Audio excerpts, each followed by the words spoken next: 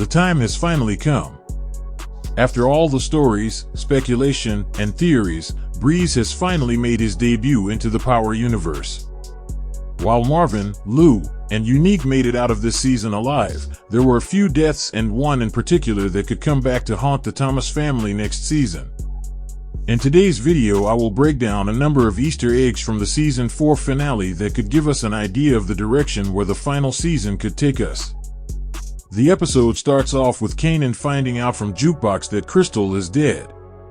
I felt like they could have shown us the dialogue of Jukebox telling Kanan that Crystal is dead rather than just having a climatic scene of Kanan crying.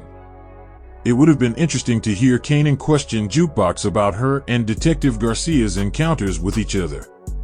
Kanan revealed to Jukebox that Snaps and Pop were the ones who told him that Rock killed Famous, and Jukebox doesn't buy it one bit. She tells Kanan that Snaps and Pop are playing with his mind, but Kanan just doesn't want to hear it at all. We saw Rock let it be known to Unique that family was fair game, leading to Rock having Lou follow Pernessa all the way to the new apartment that Unique got for her. Later on, Lou and Birilla snatched her up, and I think that it could be a terrible mistake for Lou to bring Birilla into their war with Unique. Birilla has made numerous dumb decisions throughout the season, and I think it's possible that he could slip up in some way and mess up whatever plans that Rock has for Pernessa. After Lou and Birilla snatched Pernessa up, we never saw them on screen again for the remainder of the episode. I'm curious to find out whether or not they end up killing her or use her for bait to lure Unique in and corner him. Marvin visited Stefano in an attempt to try and smooth things over about the early Tyler and Lawndale situation. But Stefano tells Marvin that he vouched for early Tyler and that everything falls back on him. Stefano regrets getting in business with Marvin and Rock, and then proceeded to cut all ties and business with the Thomas family. The moment when Stefano tells Marvin that Phil Russo is trying to move in on him, I knew that he would end up confronting him later on in the episode. This scene really had a Dre and Father Callahan type of feel. There were even similarities to the location and the wiping off of the blood from the knife. Now, whether or not Stefano is dead or alive is still up for debate, but Rock did mention to Marvin that he was in the hospital and how she wasn't sure if he'd make it. If Stefano survives, he will likely end up in a wheelchair for the rest of his life. But I could see him come after both Phil Russo and Marvin next season. When we saw Kanan go and talk to his grandmother Joyce's gravesite, this really made me wonder if the adult version of Kanan was actually referring to leaving Rock's gravesite in the original Power series.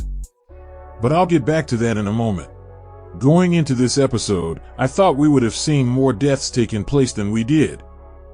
Death seemed to be coming for Marvin throughout the entire season, so it's a surprise that he made it out of Season 4 alive. But every single episode, Marvin has made a crucial mistake on every single kill that he's had. And after killing early Tyler at the motel, where I'm sure someone heard the gunshots and saw Marvin leaving out of the room after killing early Tyler, there's a possibility that Marvin could die in the very first episode of Season 5, because Jukebox can be seen crying in the trailer that we got over a week ago. Jukebox has now fully stepped into her villain arc after finally confronting Rock. I always felt that Jukebox has turned a blind eye when it comes to Rock. She always saw her as the cool aunt that could do no wrong, but Jukebox finally got some feelings off of her chest, and Rock didn't really know how to respond. Rock was really always supportive of Jukebox, especially when she was beefing with her father Marvin.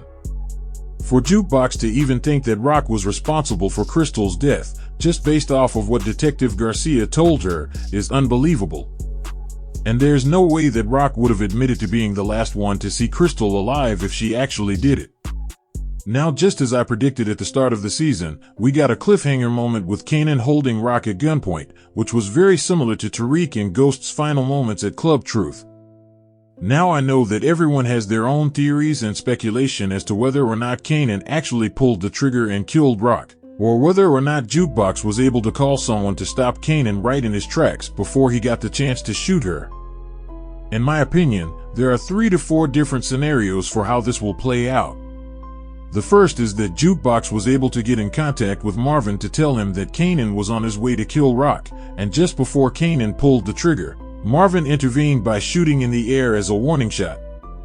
The second scenario could be that Jukebox attempted to contact Rock to warn her, but Rock's line was busy due to her already being on the phone with someone. So that could have led to Jukebox running the whole way to Rock's house, where she gets there just in time to shoot Kanan, possibly hitting him in his neck, which would explain why the adult version of Kanan had the scar on his neck. But in my opinion, I believe the most likely scenario could be a lot darker than you may expect. Here's a few things to take into consideration. Marvin was likely who Rock was talking to on the phone about the businesses being set on fire by Unique. So that alone rules out Marvin being the person to save Rock from getting shot by Kanan. We know that Lou and Birilla had just kidnapped Pranessa, so it's highly unlikely that Lou and Birilla showed up to save Rock. And unless Jukebox contacted Detective Garcia and told him that Rock's life was in danger, I don't think that she would have made it in time. This leads me to the likely person who ended up letting off the shot, which is none other than Unique. Being that Unique and his crew just got done shooting at Marvin, I think that Unique could have made his way to Rock's house to take her out. If you noticed, just before Kanan was about to shoot Rock, he had a look in his eyes like he saw someone in that window directly behind Rock, which could have been Unique. We already saw Unique come through that same window earlier on in the season, so I think just before Kanan was about to shoot Rock, Unique could have saw that Kanan was hesitating to pull the trigger, and decided to take actions into his own hands and fire from outside of the window, hitting Rock.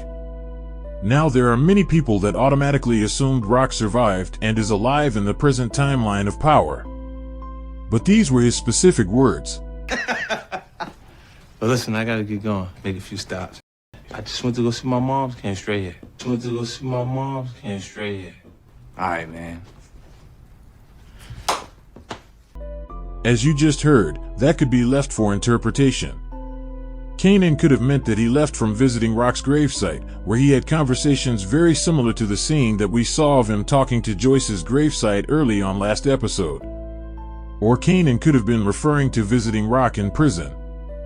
I just think that if Rock was alive, Ghost and Tommy would have asked him how his mother was doing when he said that. Actress Patina Miller and showrunner Sasha Penn just did an interview with Deadline, where they all but confirmed Rock's death, with Patina Miller stating that Rock dying is something that had to happen. Which I also said this over a year ago. And the way that they make it sound, we may have actually saw the last of Rock.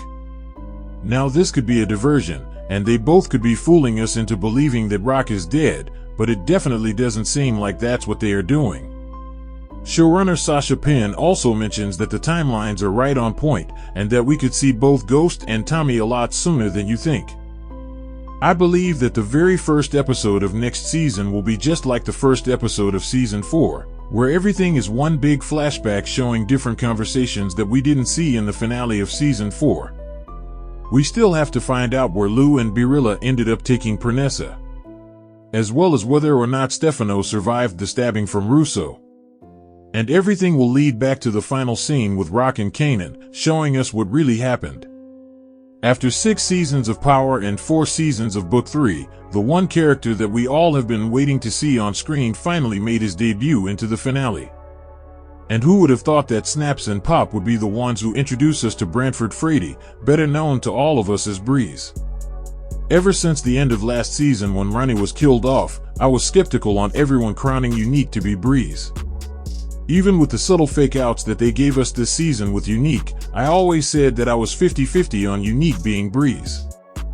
But the moment showrunner Sasha Penn confirmed that Breeze was coming in the finale, I knew that Breeze was a new character. The way that Ghost, Tommy, and Kanan described Breeze, I envisioned him to be cold, with a somewhat mysterious low profile, and I didn't expect Breeze to be as friendly as he was with Kanan.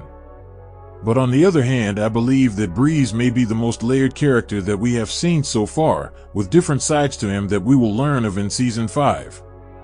Shamik Moore is a well-diverse actor, and I don't have any doubts about him killing his role as Breeze.